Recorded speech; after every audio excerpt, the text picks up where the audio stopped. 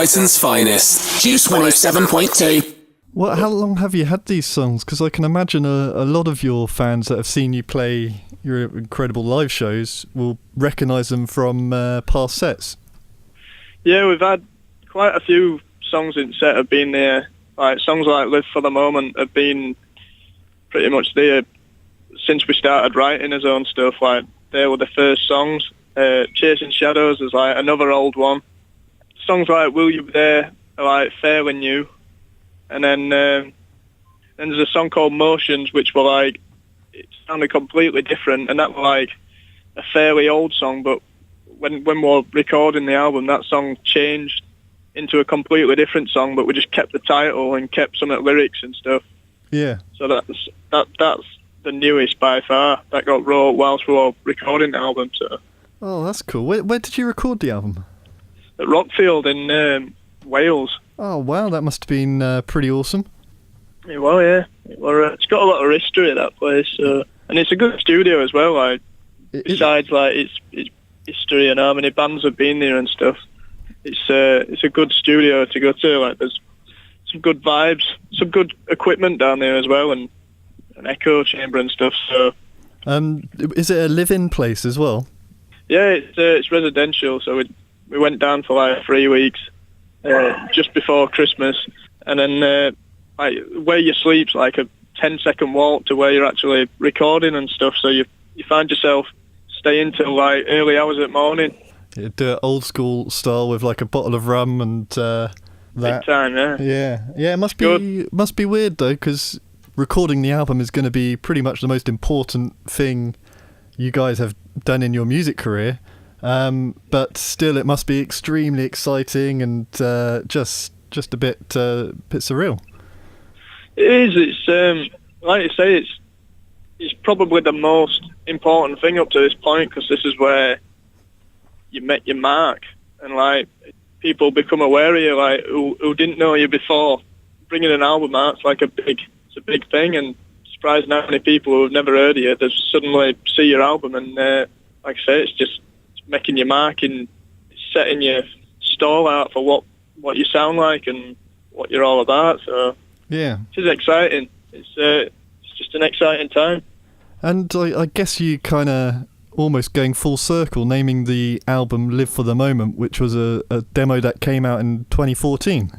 Yeah, we had that song, and then like that was it was our first single, but like when we put it out, we didn't really see it as a single. We just saw it as we didn't really know what singles were, to be honest. We just put it out and got people coming to his gigs singing it, and that was the idea behind it. Like, let's put this song out, and then people will be able to come to a gig and then sing that song, and that's how we saw it. And then it seems to have stuck with us, and it's probably like one of his biggest tunes, or one of the songs that goes down live.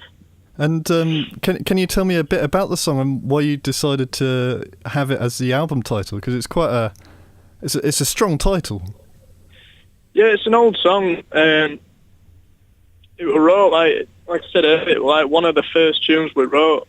The main reason we called the album that was just because it shocked us how many people like seem to get something from that tune, and I don't know, people just seem to have caught onto that, and more than any other song. And like you said, it's more like a message than just a title. It's like it's a good song title for a song, and it's a good title for an album. It's like a worldwide message. And you're not wrong. It does have a really lasting effect. That tune. It's well, like the whole album. It's the kind of guitar music everyone's kind of been looking for. It's much like the Arctic Monkeys AM album when it came out. It was just hit the right moment at the right time. Yeah, that's hopefully what it should do. It's like a breath of fresh air compared to some stuff. Yeah. And I think it comes in waves, and there haven't really been a wave of guitar music where it's actually properly took off and made a bit more like a guitar scene. Like the last one was like early 2000s or something. So I think everybody's ready for guitar music to be popular again and getting played on radio a lot more and stuff.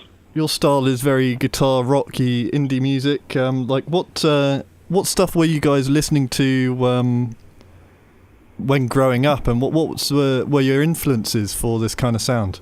We were into like the last wave of guitar music, I'd say, like Libertines and stuff like that, and then Kings of Leon, Killers, and then like slightly older bands which have managed to keep current, like James. Yeah. They keep churning albums out. We're big fans of them. And then more recently, bands that have come through like DMAs and anything really. We don't really, just whatever sounds good.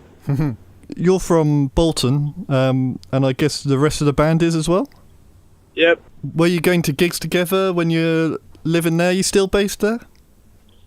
Yeah, we're still based there, yeah. Bolton-on-Dearne. It's like a little village, a few mile outside of Sheffield. Like as nearest city is Sheffield, so yeah. That's like when we play Sheffield, that's like a hometown gig. And that's got a pretty mighty music scene as it is. Exactly, yeah. Some huge bands come out of Sheffield, and it's picking up again. Like there's more bands coming through and stuff. So how did you guys all meet, and then decide to make an album, to make music together, and which has led you to make your debut album? It was like 7 years ago. The band consists of two sets of brothers, and it's me and Brandon, who's a drummer, and then Josh and Andy. Them two are brothers.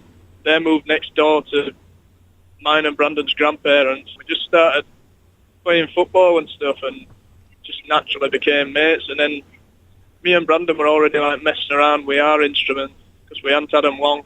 Yeah. And then we just obviously there's only so many times you can play football, so you start getting a bit bored of that. So you look for something else to do. So we used to just go up to our conservatory and make noise.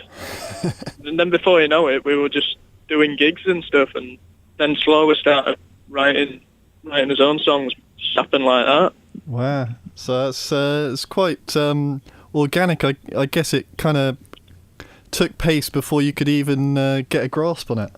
Definitely. It's as organic as it can get, I think. Like, we didn't really start a band to make a career out of it or out like that. We just started it just out of pure boredom, like just to pass the time. And then when we first started, we used to just be in a garage just like every day for hours, just having a laugh and just making noise and seeing what we could play and what we could make sound good, like covering songs and seeing how good we could get them sounding. And then before you know it, you're doing gigs like in working men's clubs and stuff. And then that gets a bit boring, so you start writing your own stuff. And then now it's like, it just don't get boring because you're playing your own songs and you've developed like your own fan base, and they come to watch you play your own songs. So you can't really get bored of that. Now you've got your debut album, do you have any targets for yourselves as a band? Like, is there anything you'd like want to try and reach, like say play the Royal Albert Hall or something? Or well, the main target we're aiming for at the minute is we just want to smash this album. Like, obviously this week is the week that counts. Yeah. To his chart position. Like, so if anybody were going to buy the album, we'd much rather them buy it this week. I don't know, it'd be nice to get a top 10 album. I think, like in today's day, with how popular guitar music is and stuff, if we were to get a top 10 album, I'd celebrate like we got a number 1 album, because it's that tough for guitar bands. It's true, that'd be really big. Yeah, if we got a top 10, we'd all be over the moon. I think it's definitely doable. Well, we'll see. Yeah. We'll see when Friday comes along. Don't count the pennies just yet. So, what's on the kind of the horizon for the Sherlocks? Like, is there any videos or tours coming? Because I know you did a big date at the Concord last year, which was pretty big. Yeah, we're going out on tour at the beginning of September, and that's going to be like 8 dates.